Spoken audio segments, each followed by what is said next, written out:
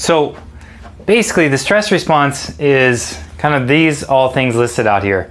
It increases your cortisol levels, which is a stress hormone. It increases catecholamines, which are more stress hormones like adrenaline.